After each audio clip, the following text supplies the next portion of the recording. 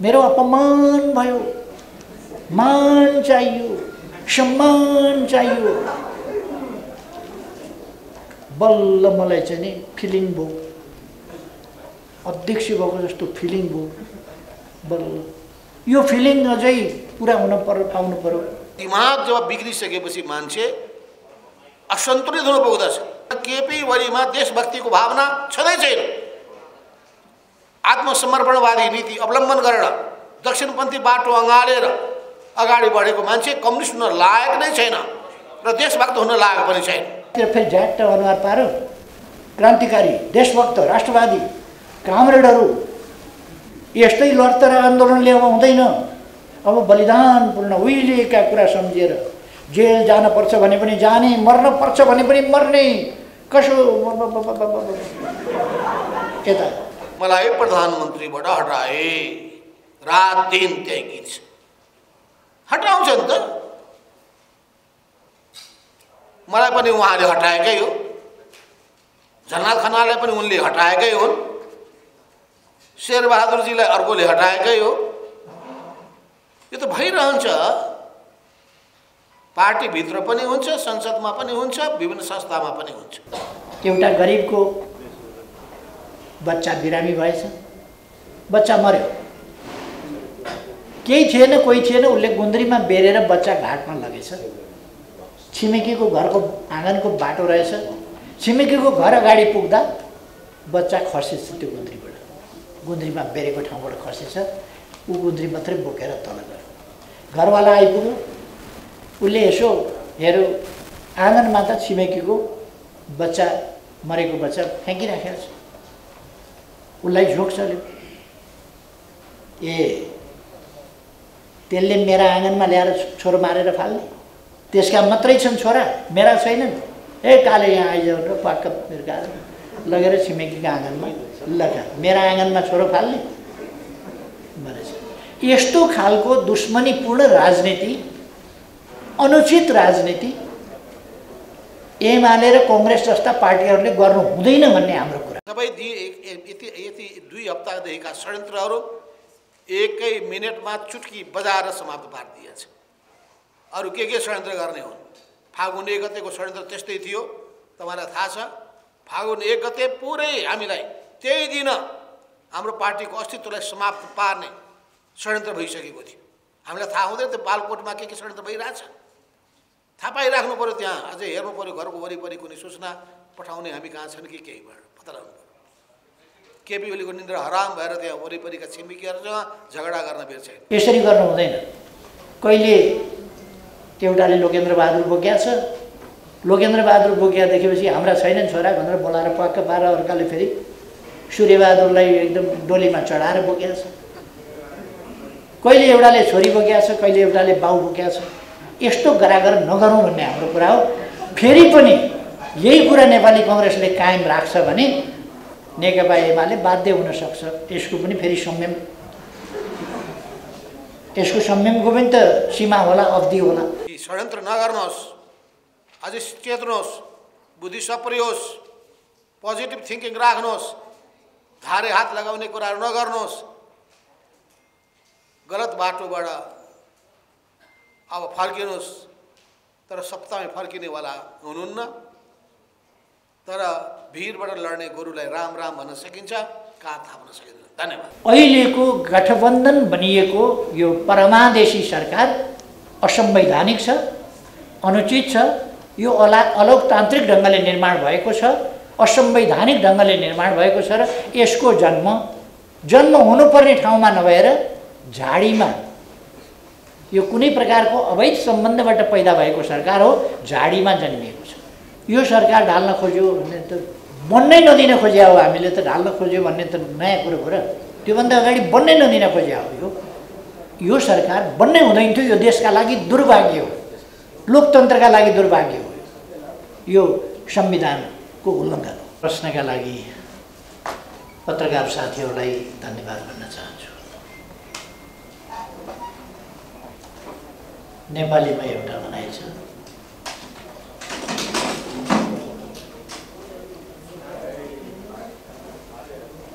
12 वर्ष रामायण पढ्यो, सीताकोशकी जोई भन्ने एउटा छ। 12 बुँदा लामो वक्तव्य पढियो अनि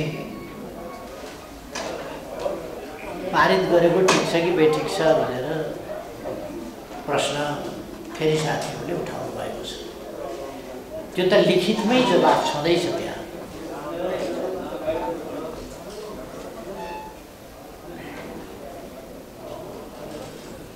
हाम्रो भनाइ कुनै पनि हाम्रा दात्री मित्र राष्ट्रहरू हौँ वा संस्थाहरू हौँ, कसैसँग पनि सहयोग सहकार्य कुनै विषयमा ठोस रूपमा प्रवेश गर्ने सन्दर्भमा हामीले समयमै विचार गर्नुपर्दछ। यो देशको हितको पक्षमा छ कि छैन, यो राष्ट्रिय आवश्यकता र प्राथमिकताभित्र पर्छ कि पर्दैन। हामीले सधैँ भन्दै आएका छौँ र यस वक्तव्यमा पनि हामीले भनेका छौँ, राष्ट्रिय आवश्यकता र प्राथमिकताका आयोजनाहरूमा हामी बाह्य सहायता, ऋण वा लगानी आमन्त्रण गर्छौँ, स्वीकार्छौँ।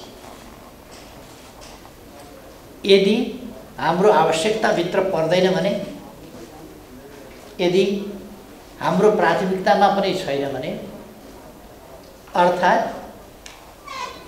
यो अर्को हिसाबले हाम्रो राष्ट्रियता अथवा सम्पूर्णतामा छोटकरीमा भन्दा राष्ट्रिय हित अनुकूल छैन भने, हाम्रो राष्ट्रिय स्वाभिमानमा धक्का पार्छ भने, हाम्रो स्वतन्त्रतालाई कुनै पनि हिसाबले अलिकति पनि सङ्कुचित गर्न खोज्छ भने त्यस्तो कुरालाई हामी स्वीकार्दैनौँ। तर यो सबै कुरा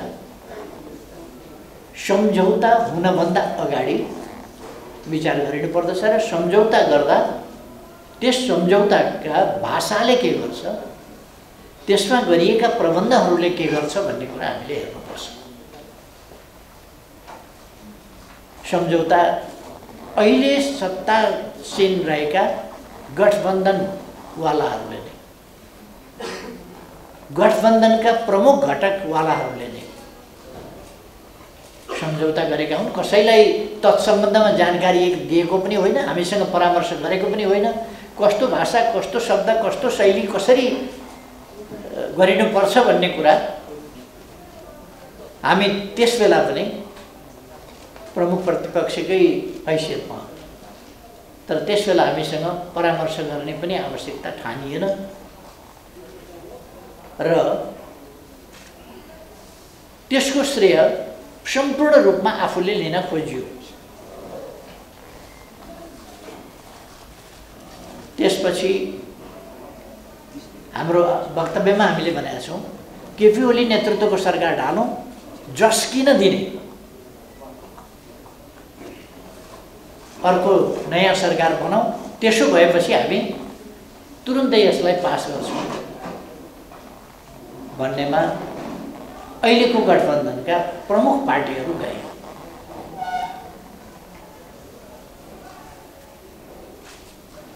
त्यसका निम्ति एमाले गल्ती गर्यो, संसदमा पेश गरिदियो। यो त सरकारले सुटुक्क लागू गर्थ्यो। सरकारले गर्नुपर्ने काम संसदमा पेश गरेर सार्वभौम सत्ता सम्पन्न जनताका प्रतिनिधिहरू रहेको सर्वोच्च संस्थामा पेश गरेर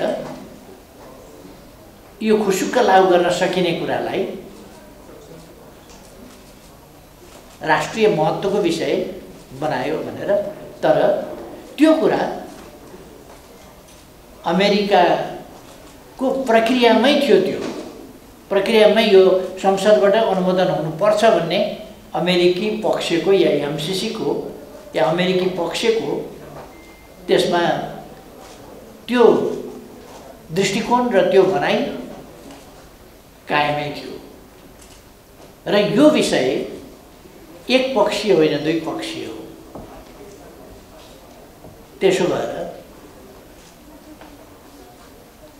अर्को निर्लज्ज ढङ्गले हल्ला चलाइयो। केपी ओली नेतृत्वको सरकारको समयमा एउटा त संसदमा पेश गरेर गल्ती भयो। दोस्रो, प्रदीप गेवाली अमेरिका गएर एमसीसी को यसलाई अङ्ग बनाइयो भन्ने खालका के अरे आइपीएस को अङ्ग बनाइयो, एमसीसी प्रोजेक्टलाई आइपीएस को अङ्ग बनाइयो अथवा इन्डो पेसिफिक स्ट्राटेजी को अङ्ग बनाइयो भन्ने हल्ला चलाइयो। हिजो मात्रै पनि घटकका एउटा प्रमुख पार्टीका प्रमुख नेताको हामीले वक्तव्य सुन्यौं र अमेरिका भनिरहेको छ आइपीएस को अङ्ग होइन। अहिले उहाँहरू भन्नुहुन्छ आइपीएस को अङ्ग होइन। अस्ति तथाकथित व्याख्यात्मक घोषणा उहाँहरूले, जसको कुनै अर्थ छैन, त्यस व्याख्यात्मक घोषणामा आइपीएस को अङ्ग होइन भन्नुभयो। अस्ति आइपीएस को अङ्ग हो भनेर बेथल्नु। यसर्थ यसलाई सहज ढङ्गले, स्वस्थ ढङ्गले, यसभित्र राजनीति नगरिकन एउटा विकास परियोजनाको रूपमा यसलाई अगाडि बढाउनु पर्ने थियो। तर देशमा हुडलो मचाउन खोज्ने, देशमा मतभेद सिर्जना गर्न खोज्ने, द्वन्द्व सिर्जना गर्न खोज्ने र तपाईहरुले यस बीचमा सुन्नुभएको छ पटक पटक अब साधारण आन्दोलनले भएन, शाकाहारी आन्दोलनले भएन, अब 64 को जस्तो गर्नु पर्यो, उस्तै पर्यो भने हामी जंगल जान सक्छौं आदि इत्यादि। यस्ता धाक धक्कुहरू नेपाली जनताले सुन्नु पर्यो। नेपाली जनतालाई तर्साउन, धम्क्याउन खोजियो। यस प्रसङ्गमा किन खोजियो त्यसका पछाडी अरु वास्तविक कारण केही पनि देखिँदैन। धम्क्याएर, त्रसित बनाएर आफ्ना कुरा माथि पार्न खोजेको मात्र देखिन्छ। यस्तो अवस्थामा सभामुखको बनाइरह्यो। पटक पटक म यो पेश गर्दिन भन्ने र हामीले उसमा पनि भनेका छौं, वक्तव्यमा नि भनेका छौं कि यो पेश गर्न भन्दा त यहाँ रगतको खोलो बग्छ, म मर्न तयार छु, मारिन तयार छु आदि आवेगपूर्ण, उत्तेजनापूर्ण अभिव्यक्तिहरू उहाँका आए र यसरी उहाँहरूले यसलाई यस्तो विषय बनाउनु भयो कि यो असाधारण राष्ट्रघात हो, असाधारण देशद्रोह हो, असाधारण देशका विरुद्धको विषय हो भन्ने कुरा गर्नुभयो र उहाँहरूले आफ्ना कार्यकर्ताहरूलाई सडकमा हिंसात्मक ढङ्गले उतार्नु। हिजो सुनियो, हिजो सुन्दा हामी त राष्ट्रिय मेलमिलाप चाहन्छौँ, सडक भत्काएर, ढुङ्गा हानेर, टाउका फुटाएर, प्रहरी घाइते बनाएर लान चाहन्थे। यस्ता खालका नकली कुराहरू उहाँहरूले गर्नु। कार्यकर्ता सडकमा भिडाउने,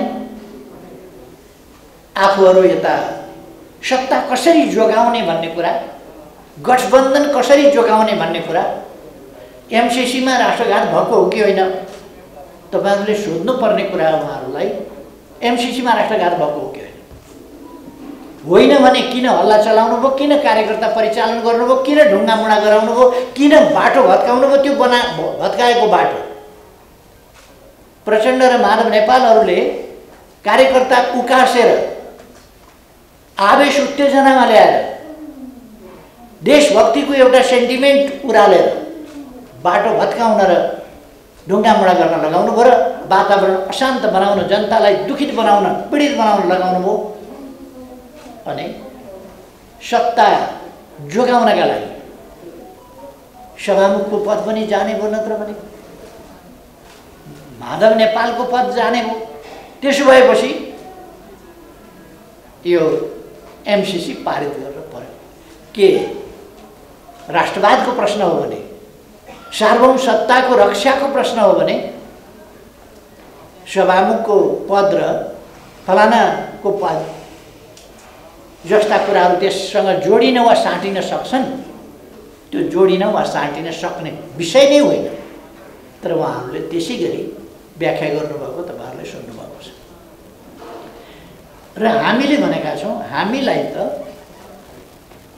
यही कुरा तपाईँहरूले 15 गते अगाडि किन भन्नु भएन भनेर हामीले भन्न चाहेका हौँ। हामी कुनै छलेर कुरा गर्दैनौँ, तर हामीले संसदमा छलफल गर्न चाह्यौँ, संसदमा वातावरण बनाउन चाह्यौँ र संसदमा वातावरण बनाएर हामीले संसदमा छलफलमा सहभागी हुन चाह्यौँ। तर हामी माथि ज्यादतीपूर्ण ढङ्गले व्यवहार गरियो, असंवैधानिक, गैर कानुनी, असंसदीय क्रियाकलाप हाम्रा विरुद्ध गरियो। 12 बजे रातिसम्म संसद चलिराखेको छ, त्यसलाई 12 बजे राति बन्द गरेर भोलिपल्ट बिहान संसद नभएको हुनाले, नभएको अवस्थामा आफैले संसद राति 12 बजे बन्द गर्ने, भोलिपल्ट बिहान संसद नभएको हुनाले अध्यादेश ल्याउनु पर्यो भनेर अध्यादेश ल्याउने र कति प्रतिशत भए पुग्छ भनेर सोधिकन 20% तिनै मान्छेहरूले ल्याउने, जसले संसद नभएका बेला 40% सांसद वा 40% केन्द्रीय सदस्य भनेर हामीले अध्यादेश ल्याउँदा चर्को विरोध गरेका थिए, असंवैधानिक, अलोकतान्त्रिक भनेर विरोध गरेका थिए, विभिन्न षड्यन्त्रको आरोप लगाएका थिए। त्यहाँ कुनै षड्यन्त्र थिएन। तर केन्द्रीय कमिटी पाटामा हिँड्दा हिँड्दै 51 जनाको केन्द्रीय समिति 400 पुर्याइदिने, 200 को केन्द्रीय कमिटी छ भने त्यसलाई 7000 पुर्याइदिने, यस प्रकारका प्रवृत्ति भएको हुनाले सांसदहरूको जुन संवैधानिक अधिकार हो त्यसको समुचित ढङ्गले प्रयोग गर्ने बाटो छेकिएको हुनाले हामी फेरि पनि भन्छौँ, संवैधानिक अधिकार स्वस्थ ढङ्गले प्रयोग गर्न पाउनुपर्दछ। त्यो अधिकार हो, त्यस नाउँमा विकृति पैदा गरिनु हुँदैन, त्यसलाई निषेध पनि गरिनु हुँदैन। त्यसर्थ हामीले त्यसबेला ल्याएका थियौँ। पछि हाम्रो पार्टी फुटाउनका लागि 20% केन्द्रीय सदस्य वा 20% सांसद भनेर 20% मा झार्ने काम हो, जुन षड्यन्त्रपूर्ण थियो, छली काम थियो, गैर कानुनी काम थियो र त्यसको हामीले विरोध गर्यौँ। र हामीले पार्टीमा अनुशासनहीन काम गरेका, पार्टी फुटाएका, पार्टीको सरकार ढालेका, अराजक अनुशासनहीन काम गरेर संसदीय मर्यादा, संविधान सबै कुरा उल्लङ्घन गरेका केही त्यस्ता अपराधिक क्रियाकलापमा, राजनीतिक हिसाबले अपराधिक क्रियाकलापमा, पोलिटिकल क्राइम, इल्लिगल कुरा, त्यस्ताहरूमा संलग्न केही व्यक्तिहरूलाई हामीले पार्टीबाट निकाल्यौँ। अरूले पार्टीबाट निकाल्दा 24 घण्टा नभइकन सूचना जारी हुने। हामीले साउन 25 गते निष्कासन गरेको भदौ 1 गते निर्वाचन आयोग र सभामुखमा जानकारी गराइसकेपछि पनि 10 गतेसम्म सूचना जारी नगरेर त्यसलाई मान्यता नदिएर षड्यन्त्रपूर्ण ढङ्गले अर्को पार्टी खोलाउने र एमाले फुटाउने काम गरिएको हुनाले हाम्रो माग फरक थियो। हामी माथिको अन्यायलाई सच्याएर हामी पनि संसदको प्रक्रियामा सहभागी हुने अवसर दियोस् भन्ने हाम्रो माग थियो। त्यसलाई नजरअन्दाज गरिएको हुनाले, त्यसलाई पेलेर जाने नीति लिएको हुनाले, संवैधानिक, कानुनी, लोकतान्त्रिक र संसदीय बाटोभन्दा पृथक हटेको हुनाले हामीले त्यसमा आफ्नो विरोध जनाइरहेका थियौँ। यदि लोकतान्त्रिक अभ्यासको हिसाबले मान्ने हो भने, त्यसलाई लोकतान्त्रिक हिसाबले मान्ने हो भने हामीले गरेको प्रमुख प्रतिपक्षी दल नेकपा एमाले जस्तो देशको सबभन्दा ठुलो पार्टी, संसदमा सबभन्दा ठुलो पार्टीले वेल घेरेपछि संसद अवरोध भएको मानिन्छ। वास्तवमा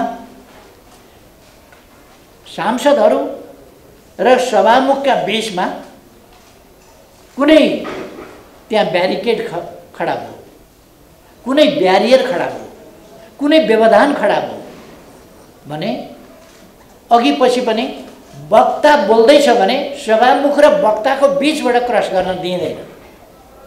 त्यो व्यवधान खडा गरेको मानिन्छ संसदीय प्रक्रिया। कोही वक्ता बोल्दैछ भने सभामुख र बोल्दै गरेको वक्ताको बीचबाट कसैले क्रस गर्न मिल्दैन। यो संसदीय अभ्यास। तर यहाँ सांसदहरू आएर वेल घेर्दा पनि र सांसदभन्दा 2-4 गुणा बढी सुरक्षाकर्मी आएर सांसदहरूले सभामुखतिर पिठ्यौँ फर्काएर बस्दैनन्। सभामुखतिर पिठ्यौँ फर्काउने कुरालाई शोभनीय मानिँदैन, संसदीय मानिँदैन र त्यस्तो व्यवहार स्वीकारिँदैन। तर मर्यादा पालकहरूको पिठ्यौँ पछाडि बसेर सभामुखले गर्व महसुस गर्ने र खुरुखुरु पेलेर सभा सञ्चालन गर्ने, त्यस खालका क्रियाकलाप, असंसदीय क्रियाकलापबाट संसद अवरोध भएको नमानिएर अगाडि बढेपछि हामीले गरेको अवरोध विरोधमा मात्रै सीमित भयो। त्यो यहाँहरूलाई थाहा छ। तपाईँहरू सधैँ गएर संसदीय उसमा लिइरहनु भएको छ रेकर्ड।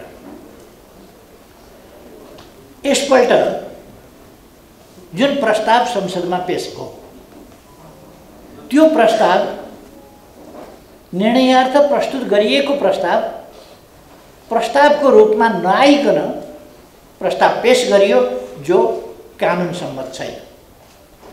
कानुनले के भन्छ भने एउटा अधिवेशनमा पेश गरिएको प्रस्ताव त्यो अधिवेशनभित्र यदि निर्णयार्थ प्रस्तुत भएन र कुनै निर्णयमा गएन भने त्यो अधिवेशनको समाप्तिसँगै त्यस प्रस्तावको अस्तित्व समाप्त हुन्छ।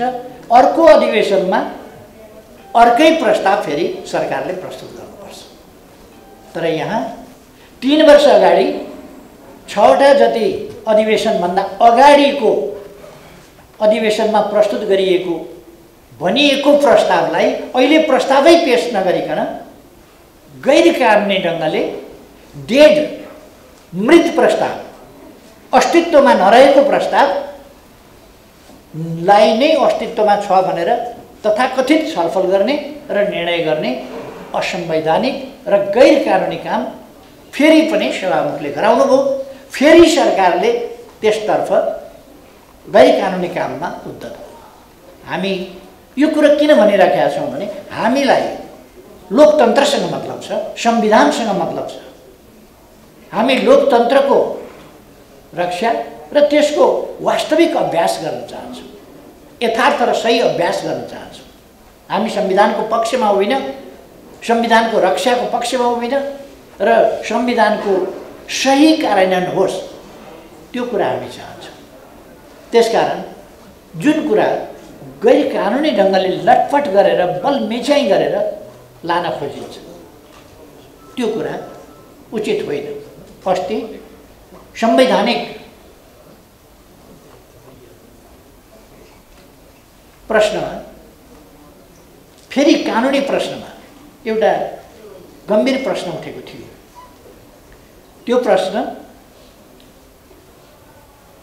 त्यो कानुन भन्दा बाहिर गएर, संसदीय अभ्यासभन्दा बाहिर गएर सैद्धान्तिक छलफल एउटा प्रक्रियामा लाने विधि मात्रै हो। सैद्धान्तिक छलफलमै जति बेला माओवादी र माधव नेपाल गुट यो राष्ट्रघाती हो भनेर सडकमा कार्यकर्ता उफार्दै थिए र आफू अन्य मनस्कतामा उभिएका थिए, त्यति बेला सैद्धान्तिक छलफलमाथिको बहसमा मत विभाजन गर्ने भनेर उनीहरूले अड्डी लिए। त्यसकारण 13 गतेको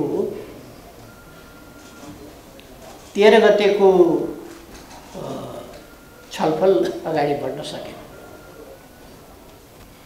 त्यसै कारण 14 गतेको छलफल पनि अगाडि बढ्न सकेन र त्यो कुरामा हाम्रो विरोध रह्यो। किनभने त्यो संसदीय अभ्यासको कुरो होइन। त्यसो हो भने त बहुमतले कहिल्यै पनि छलफलै गर्न दिन्न, डिभिजन माग्छु छलफल हुँदैन भनेर कुनै पनि प्रस्ताव, सरकार त बहुमतमा त हुन्छ नै, सरकारले ल्याएको कुनै प्रस्तावमाथि छलफलै हुन नदिने भयो, किनभने उसले सैद्धान्तिक छलफललाई नै निषेध गरिदिन्छ। यस खालको बाटो लिन खोजेपछि यो अत्यन्तै गैर संवैधानिक कुरा हो। हामी त सहभागी हुन पाइरहेका थिएनौँ प्रक्रियामा, तर पनि यो अत्यन्त गैर संवैधानिक कुरा हो, असंवैधानिक कुरा हो र गैर कानुनी कुरा हो र यो लोकतन्त्रको मूल्य मान्यता र मर्म विपरीतको कुरा हो, कानुनको व्यवस्थाभन्दा विपरीतको कुरा हो। त हामीले पनि त्यसलाई चाहिँ रेसिस्ट गर्यौँ। अब एमसीसी हामीले यसमा भनेका छौँ, एमसीसी पारित भइसकेको छ। सधैँ विवाद मात्रै गरेर यो त पारित भइसक्यो, अब यसलाई कार्यान्वयनमा हेर्नुपर्नेछ र यसको सही राष्ट्रिय हितको पक्षमा, देशको विकासको पक्षमा, हाम्रो सार्वभौमसत्ता र स्वाधीनतामा, स्वतन्त्रतामा अलिकति पनि कुनै प्रावधानले तलमाथि नपर्ने गरी यसको कार्यान्वयन हुनुपर्छ। यदि कुनै हिसाबले देशको सार्वभौमसत्तामा, स्वाधीनतामा, स्वतन्त्रतामा वा हाम्रो राष्ट्रिय हितमा, राष्ट्रिय स्वाभिमानमा कहीँ पनि तलमाथि पार्न खोजियो भने नेकपा एमालेलाई त्यो मान्य हुन सक्दैन, हामी मान्दैनौँ भनेर हामीले पहिले नै भनेका छौँ। यो हामी सहँदैन। अहिले यस सम्बन्धमा सो कल्ड फेस सबै उहाँहरूकै भाषामा भन्ने हो भने एउटा लाज छाप्नका लागि पातलो एउटा धरो चाहियो। त्यही धरो हो यो व्याख्यात्मक घोषणा, जसको सम्बन्धमा एमसीसीले उसै दिन त्यो कुरा यता तयारी हुँदै थियो, त्यो पातलो लाज छोप्ने के हो त्यो यहाँ तयारी हुँदै थियो, त्यसै बेला एमसीसीको तर्फबाट उनीहरूले स्पष्ट पारिसके कि यसको सम्झौतासँग कुनै अर्थ छैन। व्याख्यात्मक घोषणा नेपाली जनतालाई झुक्क्याउने, अल्मल्याउने, धोका दिने एउटा ठगी धन्दा हो, त्योभन्दा माथि केही पनि होइन यो व्याख्यात्मक घोषणा। त्यसकारण व्याख्यात्मक घोषणा निरर्थक छ। तर एउटा कुरा, यसबाट हामी नेपाली जनताले अहिले सरकारले रोस्टममा उभिएर यो व्याख्यात्मक घोषणा लागू हुन्छ र यो लागू कहीँ भएन भने, यो तलमाथि पर्दैन, लागू भएन भने यो सम्झौता त्यति बेरै रद्द हुन्छ भनेर भनेको छ। यो हामीले हेर्नुपर्छ के भनेको। त्यसकारण हामीलाई समाउने ठाउँ, नेपाली जनतालाई समाउने ठाउँ गठबन्धनको सरकारले दिएको छ। यदि हामी समाउन सक्छौँ भने हामी त्यस्तो प्रश्नहरूमा बहकिनु पर्ने जरुरी छैन। हामी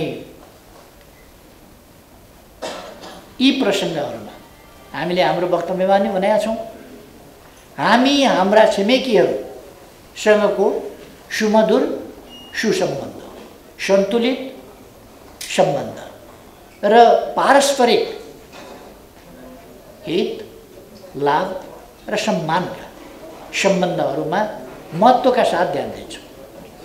त्यस विपरीत हामी कुनै हिसाबले कुनै व्यवहार, अरू प्रकारका व्यवहार कहीँबाट हुन दिँदैनौँ।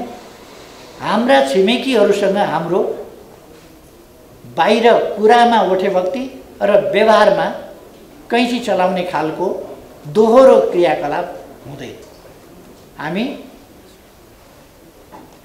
जे भन्छौँ त्यही गर्छौँ, जे गर्छौँ त्यही भन्छौँ र हामी मित्रतापूर्ण, भरपर्दो र विश्वसनीय सम्बन्ध हाम्रा छिमेकीहरूसँग राख्छौँ। हाम्रा दात्री राष्ट्रहरू, हाम्रा सहयोगी सरकारहरू, हामीसँग सहकार्य गर्ने हाम्रा विकासका साझेदारहरू, सरकार वा संस्था सबैसँग पनि हामी सुमधुर सम्बन्ध राख्छौँ र हाम्रो देशको हितमा त्यस्ता कुराहरूलाई प्रयोग गर्छौँ।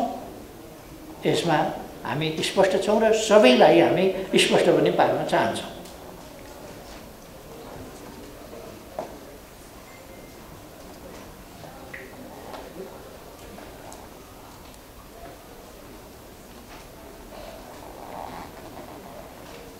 नेपाली कांग्रेस र हाम्रो बीचमा यस बीचमा छलफल भएको हामी सबैलाई भन्न चाहन्छौँ।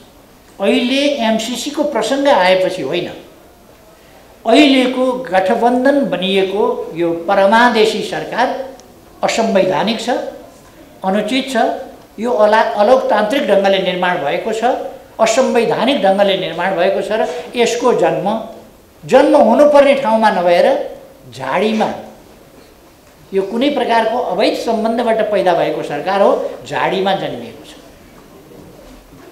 त्यसकारण यस्तो अवैध सरकार यो तत्काल विघटन हुनुपर्दछ र जनादेश अनुसार अगाडि बढ्नुपर्दछ हामीले भनेका हौँ। अब त्यो कुरा अहिलेको कहिले कहिले के हुन्छ भने राष्ट्रिय आवश्यकता यथार्थता एकातिर हुन्छ र संसदीय अङ्कगणित अर्कातिर हुन्छ भन्ने कुरा मैले भनिआएको छु। संसदीय अङ्कगणित अर्कातिर कहिले कहिले हुन्छ। संसदीय अङ्कगणित यदि बहुमत आदिका नाममा, यहाँ त बहुमत चाहिँदैन, यसै पनि संविधान नमानेर आएका, लोकतन्त्रका विरुद्ध लडेर आएका, लोकतन्त्र मास्न लागि परेका, नसकेपछि सम्झौता गरेका र यसमा सहभागी भएका शक्तिहरू पनि छन्। त्यसकारण हामी भन्न चाहन्छौँ यो यस्तो बेलामा संविधान मिचिने खतरा बढी हुन्छ, झन् बढी हुन्छ। अहिले त्यही भइरहेको छ। लोकतन्त्रका मूल्य मान्यता र संविधानका व्यवस्थाहरू मिचेर यो सरकार बनेको छ र यसका क्रियाकलापहरू पनि त्यसै गरी अगाडि गएका छन्। तपाईहरु अहिले देख्न सक्नुहुन्छ यो कस्तो सरकार छ भन्ने।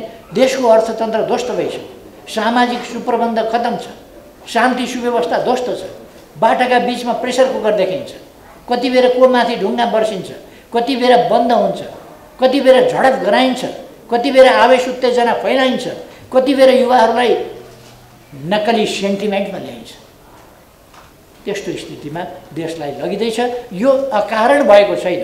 यसमा राजनीतिक रूपले लोकतन्त्र स्वीकारी नसकेका, भावनात्मक रूपले लोकतन्त्र स्वीकारी नसकेका त्यस्ता शक्तिहरू अहिले पनि सरकारमा छन्। संविधानको रक्षा गर्नुपर्ने ठाउँमा लोकतन्त्रलाई आत्मसात गरि नसकेका शक्तिहरूको बोलबाला छ। त्यसकारण असंवैधानिक खालका क्रियाकलापहरू भइरहेका छन्। अब हामीले यो सरकार ढल्नुपर्छ, गठबन्धन ढाल्न खोजे भन्ने, नेकपा एमाले गठबन्धन ढाल्न खोज्यो, गठबन्धनलाई स्वीकारेन, गठबन्धन मन परेन भन्यो, गठबन्धन ठिक छैन भन्यो। यो नयाँ कुरा होइन। अघि नै मैले भने यो असंवैधानिक गैर कानुनी अनुचित ढङ्गले बनेको परमादेशी हो। यो जनादेशी सरकार होइन, जनादेशबाट बनेको होइन। आजको जनादेश यो होइन। त्यसकारण हामीले भन्यौँ ताजा जनादेशमा जाउँ। लोकतन्त्रमा समयभन्दा अगावै जनादेशमा जाने प्रचलन छ संसदीय प्रणालीमा, पछि चाहिँ जान मिल्दैन। अथवा निर्वाचित संस्था र जनप्रतिनिधि संस्था वा जनप्रतिनिधिहरूको समयावधि थप्न मिल्दैन, किनभने तोकिएको समयभन्दा बढी अवधि त्यसरी जान पाइँदैन। तर अगाडि नै विघटन हुन सक्दछ र विघटन गर्ने अनुशासनमा दललाई, राजनीतिलाई संसदमा राख्ने अधिकार लोकतन्त्रमा र संसदीय प्रणालीमा प्रधानमन्त्रीसँग हुन्छ। त्यस कुरालाई अस्वीकार गरेर, जनमतलाई अस्वीकार गरेर, ताजा जनादेशमा जाने कुरालाई अस्वीकार गरेर असंवैधानिक ढङ्गले कृत्रिम तरिकाले क्रियाकलाप गर्नुलाई लोकतान्त्रिक र संवैधानिक भन्ने अपव्याख्या साथ जुन बनेको छ त्यसको स्वाभाविक रूपमा नेकपा एमाले विरुद्धमा छ। यो सरकार ढाल्न खोज्यो भन्ने त बन्नै नदिन खोज्या हो। हामीले त ढाल्न खोज्यो भन्ने त नयाँ कुरो हो र त्योभन्दा अगाडि बन्नै नदिन खोज्या हो। यो सरकार बन्नै हुँदैन थियो। यो देशका लागि दुर्भाग्य हो। लोकतन्त्रका लागि दुर्भाग्य हो, यो संविधानको उल्लङ्घन हो। अब नेपाली कङ्ग्रेससँग हाम्रो कुराकानी भयो या सहमति भन्ने, हामीले नेपाली कङ्ग्रेससँग हाम्रा अडानहरू छोड्छौँ त्यो भनेनौ। तपाईँहरूले पनि हाम्रा समाचारहरू लगातार प्रकाशित गरिरहनु भएको छ। हामीले लोकतन्त्रका आधारभूत प्रश्नहरू, आधारभूत मूल्य मान्यता र प्रणालीको रक्षाका लागि, संविधानको रक्षाका लागि आधारभूत रूपमा या मूलभूत रूपमा सहमति, समझदारीका साथ लोकतन्त्रका लागि बलिदानपूर्ण सङ्घर्ष गरेर आएका र योगदान गरेका एमाले र कङ्ग्रेस जस्ता शक्तिहरूको आधारभूत समझदारी हुनुपर्दछ भनेर हामीले भने हौँ। हामी त्यो कुरामा सदैव कन्भिन्स थियौँ, अहिले पनि कन्भिन्स छौँ। र कहिले कसले एउटाका रिसले अर्को, अर्काका रिसले अर्को, अनेक रिसका प्रतिशोधी क्रियाकलापहरू हुनु हुँदैन। एउटा गरिबको बच्चा बिरामी भएछ, बच्चा मर्यो, केही थिएन, कोही थिएन, उसले गुन्द्रीमा बेरेर बच्चा घाटमा लगेछ। छिमेकीको घरको आँगनको बाटो रहेछ, छिमेकीको घर अगाडि पुग्दा बच्चा खसेछ त्यो गुन्द्रीबाट, गुन्द्रीमा बेरेको ठाउँबाट खसेछ। ऊ गुन्द्री मात्रै बोकेर तल गयो। घरवाला आइपुग्यो, उसले यसो हेऱ्यो, आँगनमा त छिमेकीको बच्चा, मरेको बच्चा फ्याँकिराखेको छ। उसलाई झोक चल्यो, ए त्यसले मेरा आँगनमा ल्याएर छोरो मारेर फाल्ने, त्यसका मात्रै छन् छोरा, मेरा छैनन्। ए काले यहाँ आइजाउ र पक्क फिर्काएर लगेर छिमेकीको आँगनमा लगा, मेरा आँगनमा छोरो फाल्ने भनेछ। यस्तो खालको दुश्मनीपूर्ण राजनीति, अनुचित राजनीति एमाले र कङ्ग्रेस जस्ता पार्टीहरूले गर्नु हुँदैन भन्ने हाम्रो कुरा। प्रतिस्पर्धा यस्तो हुँदैन, यसरी गर्नु हुँदैन। कहिले एउटाले लोकेन्द्र बहादुर बोक्या छ, लोकेन्द्र बहादुर बोक्या देखेपछि हाम्रा छैनन् छोरा भनेर बोलाएर पक्क पारेर अर्काले फेरि सूर्यबहादुरलाई एकदम डोलीमा चढाएर बोक्या छ। कहिले एउटाले छोरी बोक्या छ, कहिले एउटाले बाउ बोक्या छ। यस्तो गरागर नगरौँ भन्ने हाम्रो कुरा हो। फेरि पनि यही कुरा नेपाली कङ्ग्रेसले कायम राख्छ भने नेकपा एमाले बाध्य हुन सक्छ। यसको पनि फेरि संयम, यसको संयमको पनि त सीमा होला, अवधि होला। त्यसकारण हामी नेपाली कङ्ग्रेससँग लोकतन्त्रको पक्षमा, यहाँ एमालेको पक्षको कुरा होइन, यो गठबन्धनको राजनीति जस्तो एमाले राजनीति गर्दैन, लोकतन्त्रको पक्षमा, हामीले प्राप्त गरेका उपलब्धिको पक्षमा हामी काम गरिरहेका छौँ।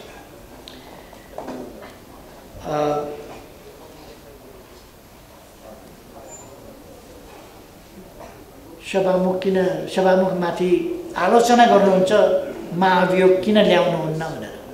नेकपा एमाले एउटा जिम्मेवार पार्टी, भरसक सक्छु भन्ने बित्तिकै के कति बेला कसरी गर्ने भन्ने कुरा हेक्का नराखिकन खुरुखुरु गर्दैन। सभामुखमाथि महाभियोग ल्याउँदैन भन्ने पनि छैन, ल्याउन सक्छ, ल्याउँछ नै भन्ने पनि छैन। उहाँले राजीनामा गर्नुभयो भने नल्याउन पनि सक्छ। हामी उहाँको राजीनामा पर्खिराखेका छौँ। ससम्मान बहिर्गमित हुनुहोस्, ससम्मान हट्नुहोस्, कमसेकम संसदले निष्कासन गर्नु पर्यो भन्ने नहोस् भन्ने पनि हामी सोचिरहेका छौँ। उहाँका क्रियाकलापहरू अनुचित छन्, तर त्यो अनुचित क्रियाकलापलाई सच्याउने वा कुनै व्यक्तिप्रति पुनिटिभ एक्सन लिँदा कस्तोसम्म लिने, कसरी लिने, कति बेला लिने भन्ने कुरा नेकपा एमाले विचार गर्छ।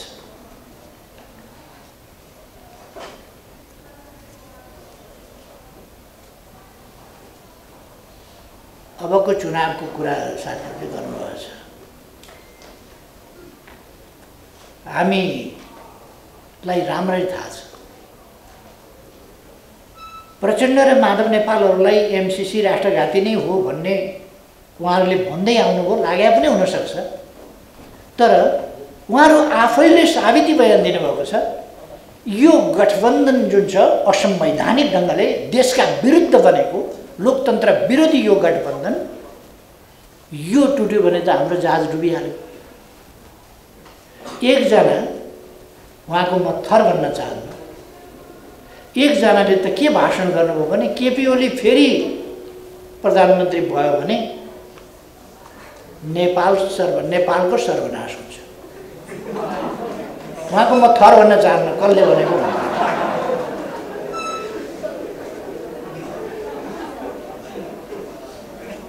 त्यो किन आत्तिनु भयो उहाँ त्यति साह्रो? नेपालको पार्टी पनि ध्वस्त हुन्छ, चुनावमा पनि नेपालको पार्टीले धुलो चाड्छ अरे, नेपाल समाप्त हुन्छ। अनि एमसीसी पास भएको त त्यस कारणले भन्नुहुन्छ उहाँहरूको हैसियतले एक्लै चुनावमा जान दिँदैन। उहाँहरूको हैसियतले राम्रै बुझ्नुभएको छ, उहाँहरूको कुनै फ्युचर छैन, भविष्य छैन, त्यो बुझ्नुभएको छ। त्यसकारण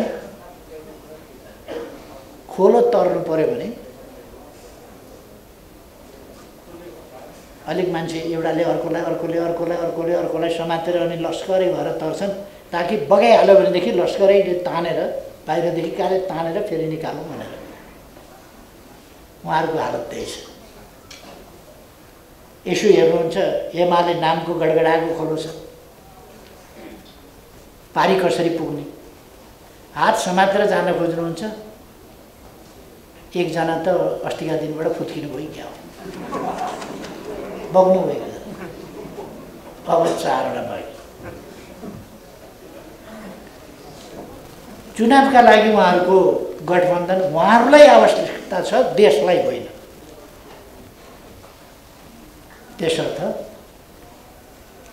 उहाँहरूको कुरा हो, हामी चुनावमा कोही मिलेर लड्छन् कि एक्लै लड्छन् कि के गर्छन् कि त्यो हामीलाई धेरै मतलब छैन।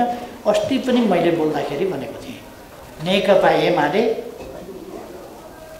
चुनावी मुकाबलाका लागि कुनै पार्टीलाई एक्लै आऊ 1 by 1 भनेर भन्दैन, यसरी बनाउँछ। आऊ 5वटा मात्रै होइन, जतिवटा छन् आए हुन्छ, मिलेर आए हुन्छ। एक्लै चुनाव लड्न र जित्न एमाले सक्षम छ। अब कोही डराए पनि के गर्ने, यो सत्य त भनिदिनै पर्यो। यसले गठबन्धन कायम राख्न उहाँहरूले अहिले नै बिचराहरूका घुँडाका छाला गइसकेका छन्, पेन्ट खोलेर हेर्नुहोस्। अब के हुने? तसर्थ अबको चुनावमा तपाईहरुले स्थानीय तहको चुनाव भनेको कि पछिल्लो भनेको जुन भए पनि तपाईहरु परिणाम पर्खनुस्, परिणाम हेर्नुस्।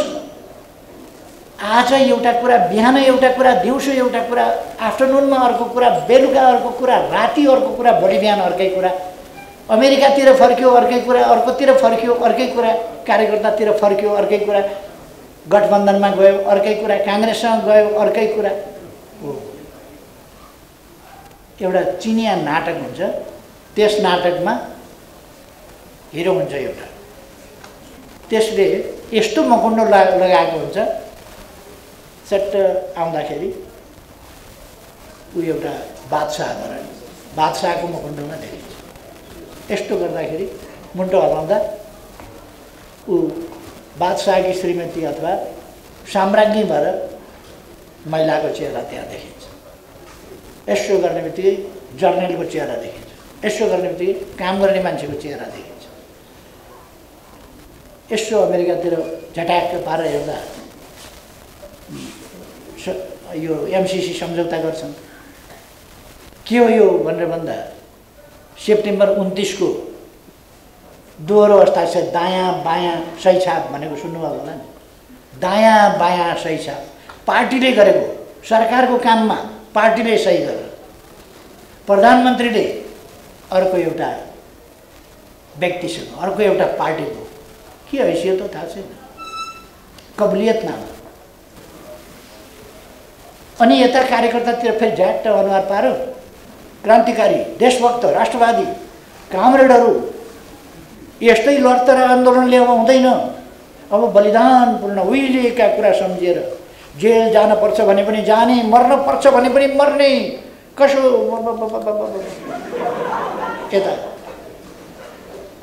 उता अर्को खालको यसर्थ ती खालका कुराहरूको अन्त्य नेपालले खोजेको छ, नेपाली जनताले अन्त्य खोजेको छ। अर्को भन्नुभयो प्रचण्ड र माधवले काम गर्न दिएनन् मलाई भन्नुभयो। अब फेरि त्यही भन्न जनताका बिचमा जानुहुन्छ कि भनेर। तपाईँले राम्रो पुरा कुरा सुन्नुभएको छैन कि सुन्नुहुन्न कि सुन्न खोज्नुहुन्न कि? हामीले काम गर्न दिएनन् मात्रै भनेको छैन, जति काम गर्न खोजेका थियौँ त्यति दिएन। काम गरेको छैन हामीले।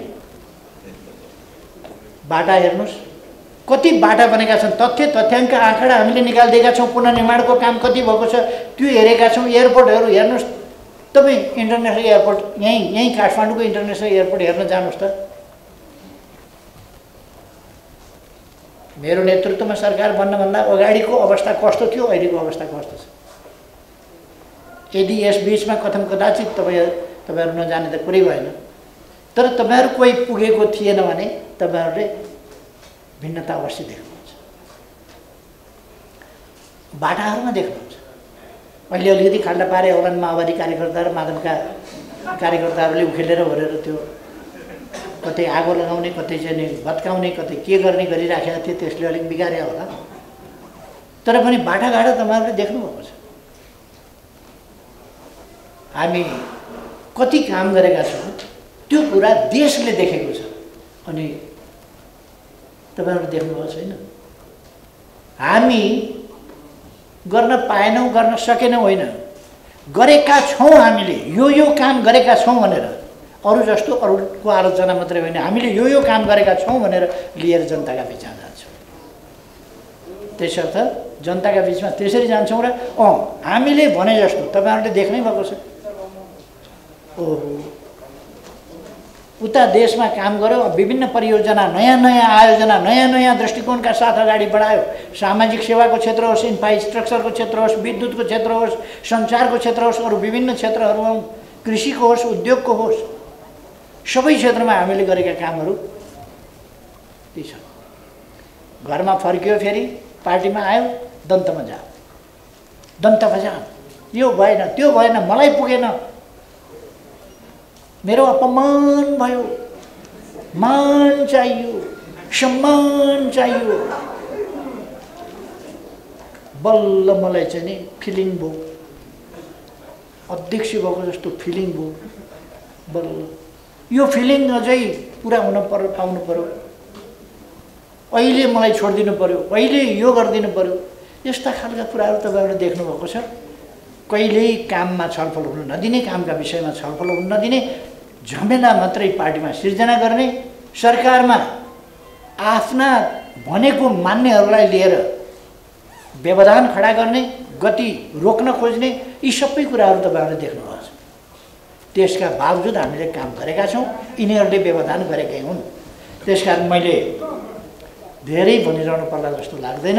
यस मैले गरेको अहिलेको संक्षिप्त व्याख्याबाट तपाईँहरूले बुझ्नुभएकै छ।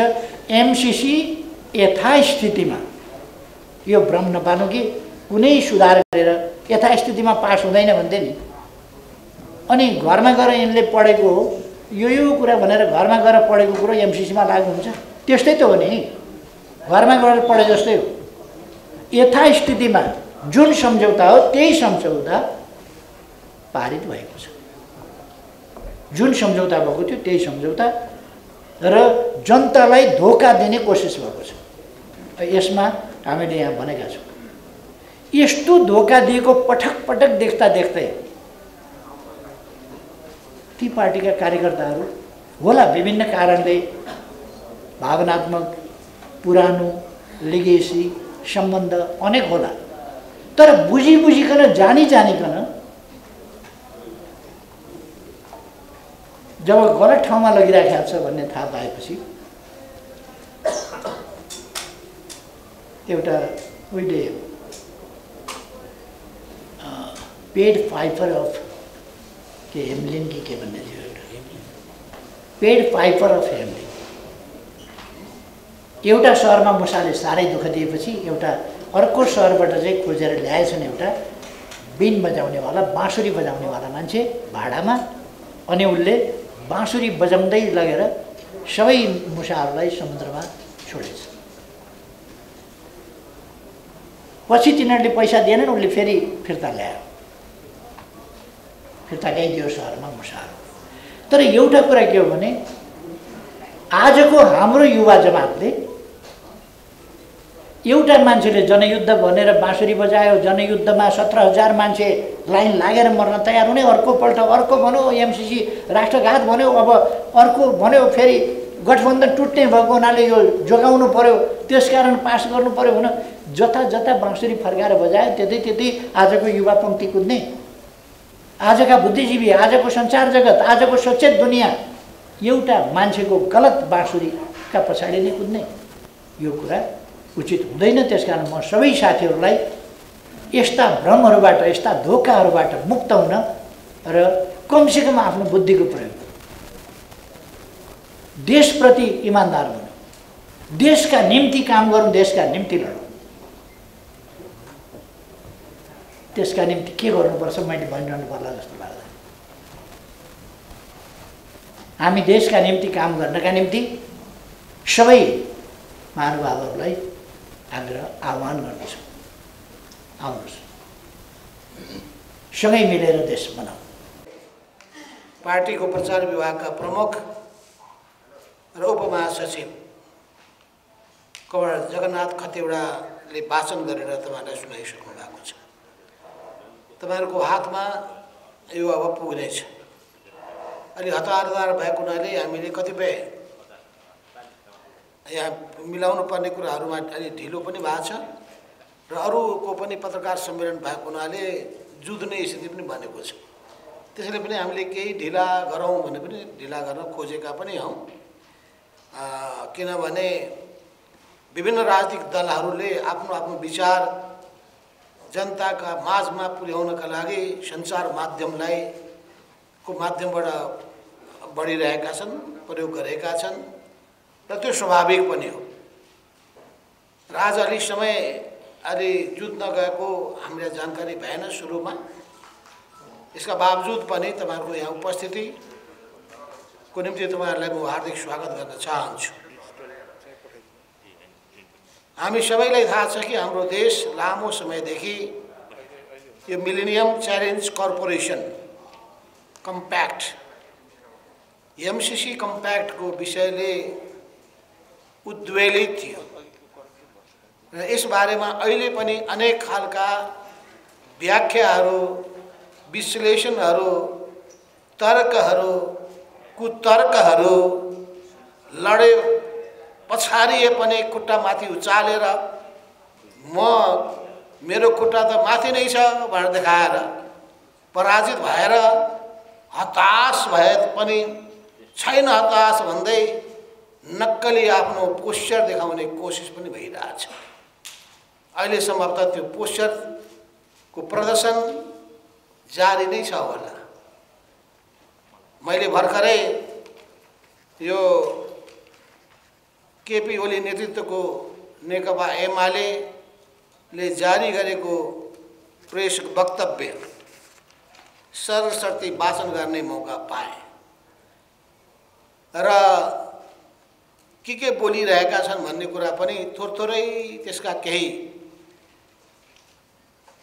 सङ्केतहरू पनि सुन्ने मौका पाएँ। स्वाभाविक रूपमा क्रियाले प्रतिक्रिया जन्माउँछ र प्रतिक्रियाको सिलसिला अगाडि बढ्छ। भ्रम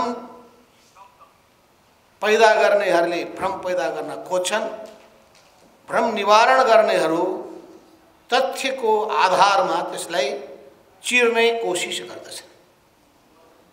जसको पक्षमा तथ्य हुन्छ, जसको पक्षमा सत्य हुन्छ, जित उसैको हुन्छ।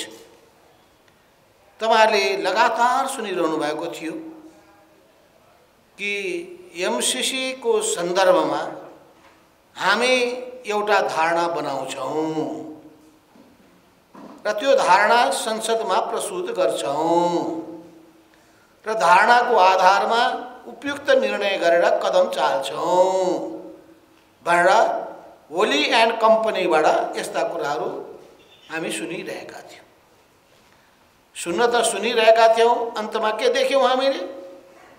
अन्तमा न समर्थन न विरोध, न समर्थन न विरोध, अझै भन्ने हो भने एउटा प्रहसन जस्तो स्थिति बन्यो, तमाशा। जसले एमसीसी अगाडि बढाउनका लागि सारा थोक गर्यो, ऊ मुख दर्शक भएर बसेको छ, मुख दर्शक भएर बसेको छ। त्यो के कारणले भन्दाखेरि अरु केही पनि होइन, त्यो हाम्रो पार्टी नेपाल कम्युनिस्ट पार्टी एकीकृत समाजवादी को अस्तित्वबाट आतंकित भएर हो। हाम्रा सांसदहरूको उपस्थिति देखेर विचलित भएर हो। र तपाईहरु सबैलाई थाहा छ, हामी वैधानिक रूपमा स्थापित भएको पार्टी हो। सर्वोच्च अदालतको फैसला अन्तर्गत सरकार गठन गर्ने 76(5) अन्तर्गतको सरकार गठन गर्ने सन्दर्भमा कुनै हुइप लाग्दैन। फरक विचार व्यक्त गरेको वा फरक मतदान गरेको कारणले गर्दा हुइप लाग्दैन भने सर्वोच्च अदालतको फैसला, त्यो फैसला अन्तर्गत हामीलाई कुनै पनि हुइप, कुनै पनि अनुशासनको कारबाही लाग्ने अवस्था थिएन। यो हामीले बनाएको संविधान, हामीले बनाएको संविधानमा राखिएको प्रावधान हो। त्यो प्रावधान अन्तर्गत हामीले आफ्नो स्वतन्त्र अभिमत व्यक्त गरेका हौं र स्वतन्त्र अभिमत व्यक्त गरेर हामीले केपी ओलीको सरकारको, केपी ओलीलाई होइन, हामीले एउटा नयाँ गठबन्धनको स्थिति बनाउनका लागि शेरबहादुर देउवाजीलाई प्रधानमन्त्रीमा समर्थन गरेका हौं। त्यसबापत कुनै कारबाही कसैले गर्न सक्दैन, कसैको कुनै हुइप लाग्दैन, एकदम क्लियर छ कुरा। तैपनि कसैलाई लागेको छ भने अदालतमा गएको, अदालतमा गएका पनि हुन्। अदालतमा गएका हुन् भने अनि संसदमा त्यो कुरा उठाउन पाइन्छ? संसदको नियमावलीले के भन्छ? अदालतमा विचाराधीन विषय संसदमा उठाउन पाइँदैन। भनेपछि जम्मै नियम कानुन, पार्टी देशको संविधानको उल्लङ्घन गर्ने काम केपी ओली एन्ड कम्पनीबाट हुँदै आएको छ। उहाँलाई संविधानप्रति कुनै निष्ठा र आस्था छैन, लोकतन्त्रप्रति कुनै समर्पण भाव छैन, देशको राजनीतिक स्थायित्वप्रति कुनै चिन्ता छैन, जनताले निर्वाचित गरेको प्रतिसभाको मर्यादाको रक्षा गर्नु छैन, देश विकासको बाटोमा अगाडि बढोस् त्यसको निम्ति सहज ढङ्गले सरकारहरू सञ्चालन हुन् भन्ने कुरामा कुनै चिन्ता छैन। मात्र एउटा रटान, मलाई प्रधानमन्त्रीबाट हटाए, रात दिन त्यही गीत छ। हटाउँछ नि त, मलाई पनि उहाँले हटाएकै हो, झलनाथ खनाललाई पनि उनले हटाएकै हुन्, शेरबहादुरजीलाई अर्कोले हटाएकै हो। यो त भइरहन्छ, पार्टीभित्र पनि हुन्छ, संसदमा पनि हुन्छ, विभिन्न संस्थामा पनि हुन्छ। त्यसलाई कुन ढङ्गले ह्यान्डल गर्ने मान्छेको खुबीमाथि भर पर्छ। त्यसलाई कसरी लिने, त्यसलाई कसरी सहज बनाउने, त्यस्तो अवस्था उत्पन्न नहोस् भन्ने बारेमा उपायहरूको खोजी गर्ने, यो त बडो गम्भीरताका साथ चिन्तन मनन गरेर हामीले एउटा स्थिति बसाल्ने कुरामा जोड दिनुपर्दछ। सिस्टम बसाल्ने हामीले हो, अरूले होइन। त त्यो सबै स्थिति किन भयो? कसको कारणले भयो? यो भुँदा खाँदाको 2/3 बहुमत कसको कारणले? विखण्डित भयो। त्यो अरू कसैको कारणले होइन, केपी ओलीको कारणले, उहाँमा भएको दम्भको कारणले, उहाँमा भएको अहङ्कारको कारणले, उहाँमा भएको व्यक्तिवादको कारणले, उहाँमा आफू संविधानभन्दा माथि, पार्टीभन्दा माथि, देशभन्दा माथि छु र मलाई कसैले छुन सक्दैन, मलाई कसैले प्रश्न गर्न पाउँदैन भन्ने अधिनायकवादी प्रवृत्ति बोकेको कारणले गर्दा पैदा भएको। यसको सम्पूर्ण दोषी कोही छ भने केपी ओलीजी। केपी ओलीको व्यक्तिवाद, अहङ्कारवाद, उहाँमा रहेको अधिनायकवादी चिन्तन सोच, उहाँले त सिङ्गै देशको लोकतन्त्रलाई समाप्त पार्ने उद्देश्य राख्नु भएको थियो। एकलौटी शासन सत्ता सञ्चालन गर्ने, आफूमाथि कसैले औँलो ठडायो भने समाप्त पार्दिने नयाँ हिटलरको एउटा अवतारको रूपमा आफूलाई उभ्याउने उहाँले सोच्नु भएको थियो। र मेरो कसैले सामना गर्न सक्दैन भन्ने अहङ्कार व्याप्त थियो।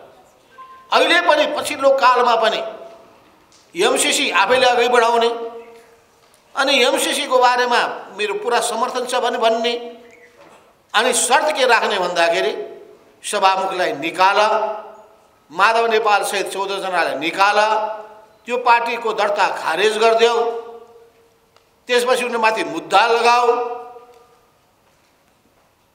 5 दलीय गठबन्धन तोड, हामीलाई मुख्यमन्त्रीहरू केही देऊ, हामीले भनेको मान्छेलाई मन्त्री बनाइदेऊ।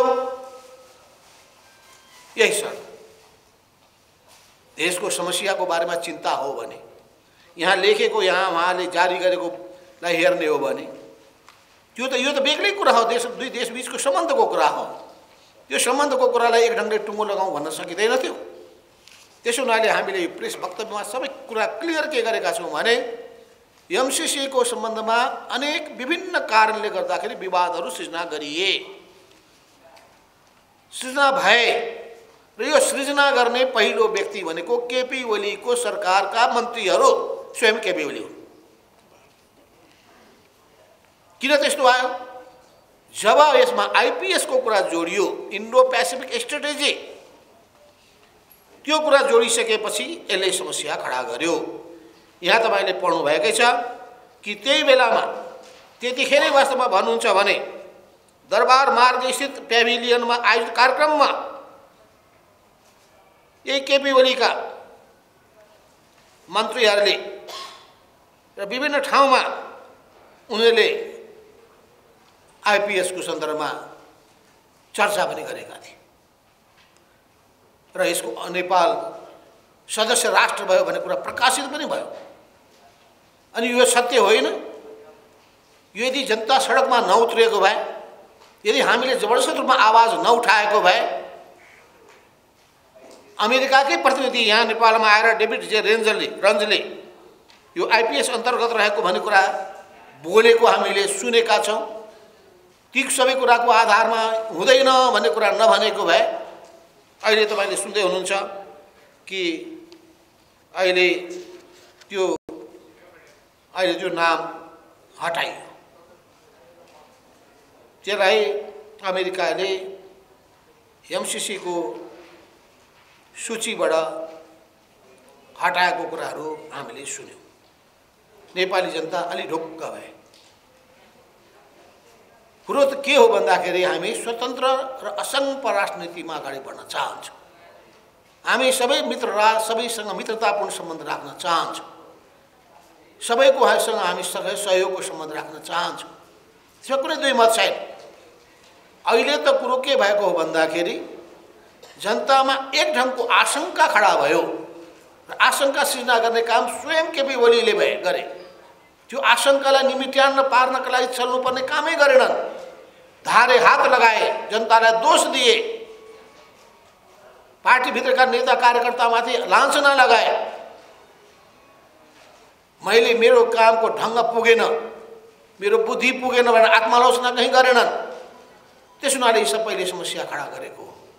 र उनका वक्तव्य हेर्नुहोस् त, यस्ता मर्यादाहीन शब्दहरू छन्।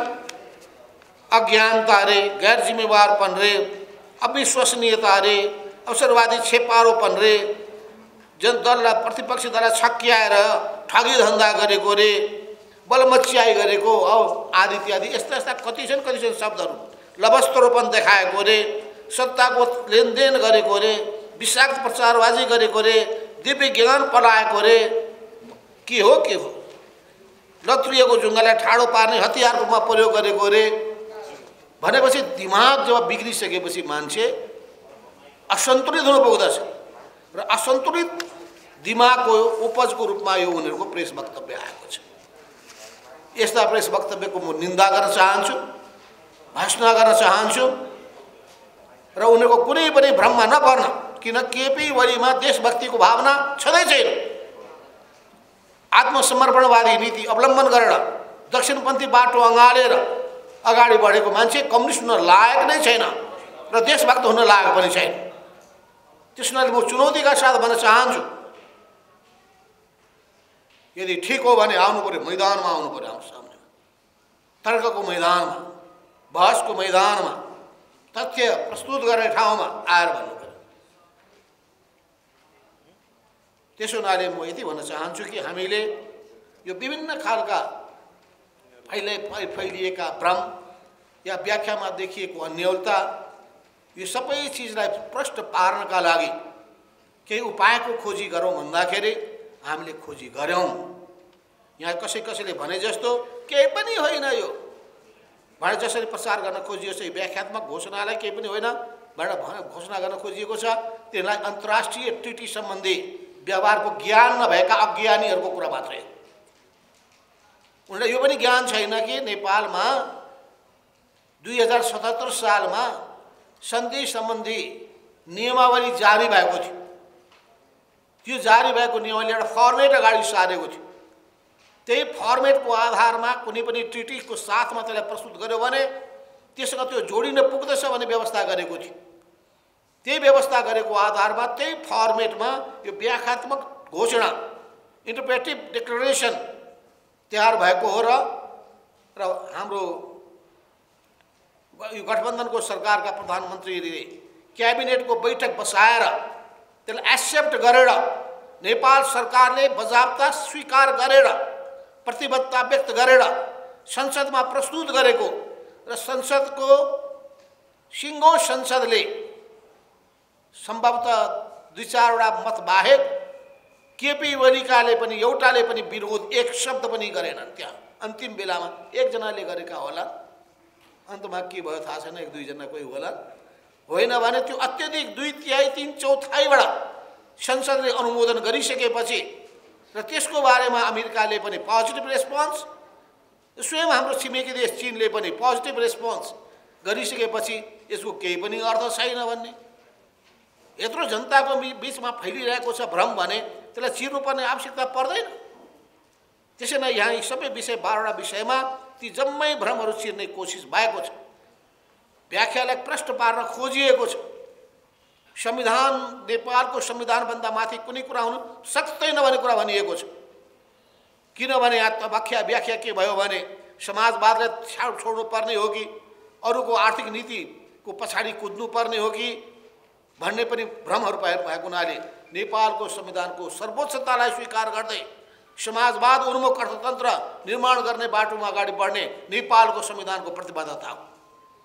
त्यसो हुनाले हाम्रो वैचारिक धारणालाई हामीले प्रत्याग गरेको होइन,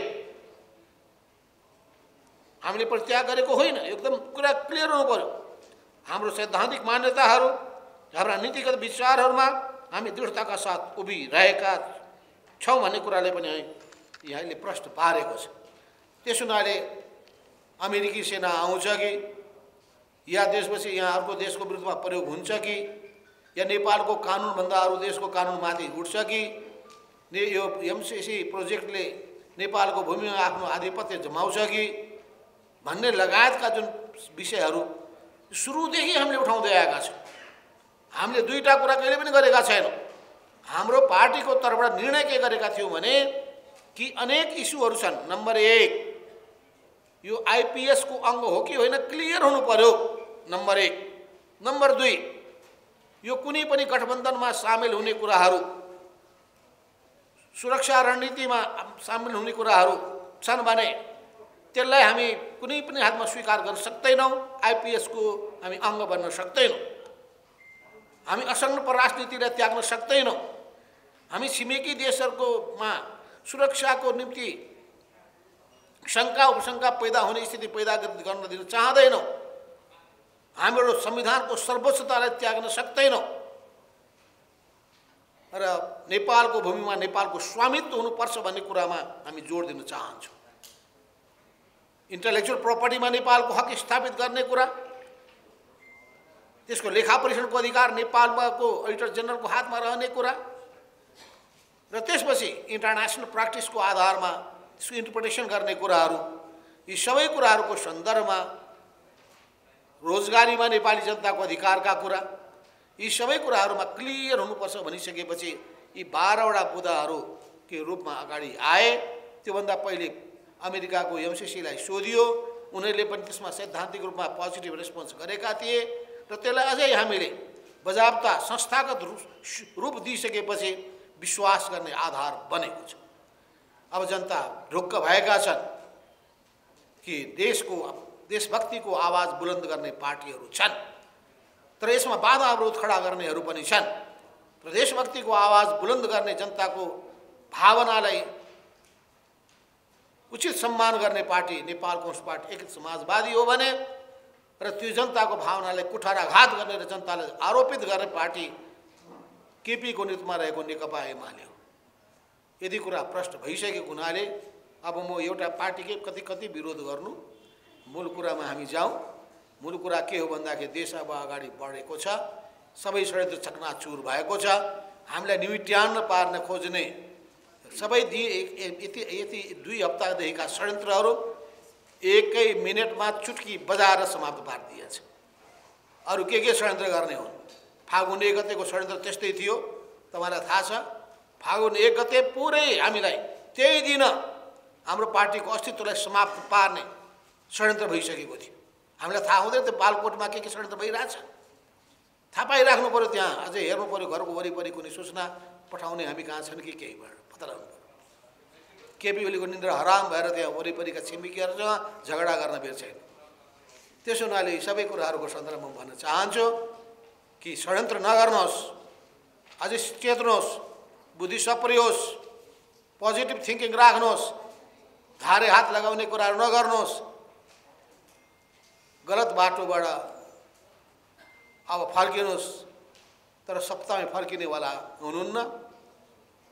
तर भिरबाट लड्ने गोरुलाई राम राम भन्न सकिन्छ, कहाँ थाप्न सकिँदैन। धन्यवाद। र अहिले यत्रा विधि कुराहरू आइसकेपछि नेपालमा यसबारे तीव्र बहस र विवाद भएपछि राजनीतिक पार्टी र नेताहरूले विरोध जनाएपछि सन् 2022 को रिपोर्टमा आइपिएसबाट नेपालको नाम हटाइएको भन्ने कुरा अब सुन्नुभएको छ। यो त सत्य हो। अमेरिकाका अधिकारीले आएर नेपालमा 2019 को मेमा यो एमसिसी सम्झौता अमेरिकी हिन्द प्रशान्त रणनीति अन्तर्गत रहेको छ भनेको सुन्नुभएको हो। अनि त्यसको प्रतिवाद हामीले गरेर गलत गरेका हौँ। अनि अहिले होइन, ठिक छ, तपाईँहरूको होइन भनेर अमेरिकाबाट आएको जवाब पनि हामीले पायौँ। जवाब पनि पायौँ, जब अर्थ मन्त्रालयले पठाएको थियो त्यसमा जवाबमा पनि थियो। पछि पनि अमेरिकी अधिकारीसँग कुराकानी गर्दाखेरि उनीहरूले भने, हामीले पनि कुरा बुझ्यौँ, डोनाल्ड ट्रम्पको पालामा त्यो कोसिस भएको थियो, मेरो विश्लेषण। र केपी ओली त्यो ट्र्यापमा परेका थिए। नेपाललाई चीन विरोधी क्रियाकलापमा संलग्न गराउने कुरामा केपी ओली फँसेका थिए। तर जब हामीले कुराहरू उठायौँ अनि त्यो पनि यही बिचमा अमेरिकामा पनि प्रधान राष्ट्रपति परिवर्तन भए, विभिन्न घटनाक्रमहरूलाई विचार गरिसकेर त्यसपछि आइपिएसको यो हिस्सा होइन भनेर अमेरिकाले प्रष्ट पार्यो। सबै प्रतिनिधिले भने, आउनेहरूले भने, डेलिगेसनले भने, र त्यसपछि हुँदा हुँदा त अहिले रिपोर्टबाट पनि नेपालको नाम हटाइयो भने सुन्नु। त्यो केही पनि होइन भनेर चाहिँ अहिले केपी ओलीले चाहिँ भनिरहेका छन्। त्यो 100% गलत। अब दोस्रो कुरो हामीले के भन्यौँ भन्दाखेरि अब यो विभिन्न अन्तर्राष्ट्रिय सन्धि सम्झौताहरूमा हाम्रो तर्फबाट राम्रो ढङ्गले ध्यान नपुर्याएर आँखा चिम्लेर सही गरेको पाइन्छ र म आफै पनि त्यसमा सहभागी संलग्न भएको मान्छे हो। जब अरुण 3 को प्रस्ताव त्यो बेलामा 2051 सालमा त्यो बेलामा नेपालले स्वीकार गर्न खोजेको थियो, त्यसको विरोध गरेर चिठी पठाएको वर्ल्ड ब्याङ्कको प्रेसिडेन्टलाई चिठी मेरै हस्ताक्षरले पठाएको मैले नै हो। पछि गएर जब हामी सरकारमा पुग्यौँ त्यस सम्बन्धी डकुमेन्ट बल्ल हेर्ने मौका पायौँ। डकुमेन्ट हेर्दाखेरि आपत्तिजनक कुराहरू थिए। त्यो कुरा राष्ट्रपति वर्ल्ड ब्याङ्कको प्रेसिडेन्टलाई बताएपछि उनको पनि ध्यान आकर्षित भयो र उनले के भन्यो भने यी कुराहरूलाई हामी सुधार गर्न तयार छौँ। कोसिस गर्दा त हुँदो रहेछ नि। त्यसो हुनाले म त ब्युरोक्रेसीलाई पनि भन्न चाहन्छु, मन्त्रीहरूलाई भन्न चाहन्छु, प्रधानमन्त्रीलाई भन्न चाहन्छु कि यो इन्टरनेसनल नेगोसिएसन गर्ने ठाउँमा देशभक्तिको भावना भएका, देशप्रति जिम्मेवार भएका, गहिरो ज्ञान भएका, अनुभव भएका मान्छेलाई मात्रै खटाउने, यसमा ख्याल गर्ने र त्यसपछि त्यहाँ रहेका त्रुटिहरूलाई सच्याउनका लागि तयार भए। त्यसो हुनाले त्रुटि हुँदैनन् भन्ने होइन, छन्, हुने गरेको छ। यहाँ पनि त्यस्तो केही कुराहरू भएका थिए। अहिले पनि त्यसपछि यो पनि ऊ पनि अर्थ लाग्न सक्ने कुराहरू हुने भएको हुनाले फेरि के हुँदो रहेछ यो ट्रिटीमा एउटाले भन्दै थिए कि कुरा मिलाउँदासम्म सबै ठिक हुँदो रहेछ, दुईटाको बिचको अलि असमझदारी बढिसकेपछि त्यो कमा र फुल स्टपको पनि अर्थको अनर्थ हुँदो रहेछ। तपाईँले सुन्नुभएको होला रुस र चीनको बिचमा दुईटा परराष्ट्र मन्त्री बस्दाखेरि सम्झौतामा सही गर्दाखेरि 3 दिन 1 हप्ताको समय लाग्यो। कमा फुल स्टप, प्याराग्राफ चेन्ज र प्याराग्राफ कन्टिन्युएसन, त्यस्तो हुन्छ। त्यस हुनाले विचार पुर्याएर गर्नुपर्छ। त्यसैले यहाँ हामीले न्यू खोजेको अनावश्यक रूपमा कुरा उठाएको होइन। फेरि हामीले कहिले चुकेका छैनौँ। हामीले के भनेका छौँ भन्दाखेरि यथास्थितिमा हाम्रो पार्टीको आधिकारिक निर्णय यथास्थितिमा एमसीसीलाई हामी अनुमोदन गर्न सक्दैनौँ। यथास्थितिमा र एमसीसीलाई चाहिँ हामीले गरेर 10 किसिमका नारा लगाएनौँ कहिले पनि। हाम्रो पार्टीले सडकमा जाने निर्णय गरेको छैन। तर खास ठाउँमा हामीले कुराहरू उठाएका हौँ। उठाइसकेपछि यथास्थितिमा पास गर्न खोज्ने एउटा पक्ष केपी ओली, यथास्थितिमा पास गर्न खोज्ने र नेपाली कांग्रेस पनि। तर केपी ओलीका शर्तहरू कस्ता थिए भन्दाखेरि त्यो नितान्त बदलाको भावनाबाट प्रेरित शर्त भएको हुनाले नेपाली कांग्रेसका नेतालाई त्यो सुपाच्य भएन र सम्भवतः हामीहरूसितको एउटा अन्तर सम्बन्धले गर्दाखेरि पनि हामीले नै सिद्ध्याउन खोज्ने केपीको कुत्सित मनसा बुझिसकेपछि सभामुखलाई नै सिद्ध्याउन खोज्ने र हामीलाई सिद्ध्याउन खोज्ने, हाम्रो पार्टीको अस्तित्वलाई मिट्याउन पार्न खोज्ने त्यो नियत देखिसकेपछि नेपाली कांग्रेस अप्ठ्यारोमा परेको र ऊ दुवैतिर थियो। यदि यताबाट हुन सकेन भने केपीसँग सहमति गर्छौँ भन्ने कुरामा लगभग पुगिसकेको पनि थियो। तर रोक्ने काम गरिएकै हो। तर रोक्ने काममा मैले भूमिका खेलेको पनि। त्यसको निम्ति उपाय खोज्दै खोज्दै जाँदाखेरि इन्टरनेसनल प्र्याक्टिस के छ भने पनि हेरियो। विभिन्न देशहरूको बिचको सम्झौतामा कस्तो हुने गर्दछ, सही गरिसकेपछि पनि अर्को सप्लिमेन्ट्री कुनै डकुमेन्टहरू पास गर्न सकिन्छ सकिँदैन, त्यस्तो भएको छ कि छैन बट धेरै हेरियो। कुनै ठाउँमा चाहिँ फिजीको सन्दर्भ छ, कुनै ठाउँमा पेनामाको सन्दर्भ छ, कुनै देशमा अनेक देशहरूको ले यस्तो चाहिँ डकुमेन्टहरू पास गरेका छन् जसलाई इन्टरप्रेटिभ डिक्लेरेसन भनिन्छ। त्यसलाई जेनेभा कन्भेन्सनले स्वीकार गरेको छ। त्यस्तो अवस्थामा अनेकौं किसिमका अन्यलहरू, विवादहरू, दुविधाहरूलाई हटाउनको लागि नै कोसिस गरिन्छ। यिनी कोसिस गर्ने काम त ठिकै भयो नि, जनतालाई आश्वस्त पार्न खोज्यो र जनताले पनि वास्तवमा आफ्नो आशंका व्यक्त गर्ने सन्दर्भमा कतिपय कुराहरूको भोलि अब व्याख्या हुन सक्ने, अझै त्यो एमसीसी आइपीएसको अङ्ग भएर त्यसपछि समस्या खडा हुन सक्ने यी सबै कुराहरू भइसकेपछि त्यसलाई चाहिँ क्लियर गर्ने काम मौका सबैले पाए। अमेरिकाले पनि मौका पायो, हाम्रो सरकारले पनि त्यसमा क्लियर आफ्नो पोजिसन राख्ने मौका पाए। बरु आँखा चिम्लेर घुँडा टेकेर समर्पण गर्ने काम केपी ओलीले अहिलेसम्म गरिरहेको छ। सेन तपाईँले यहाँ जुन अहिले उठाउनु भएको छ कि यो स्पेसल दिँदै हिँडिरहनु भएको छ, भएन।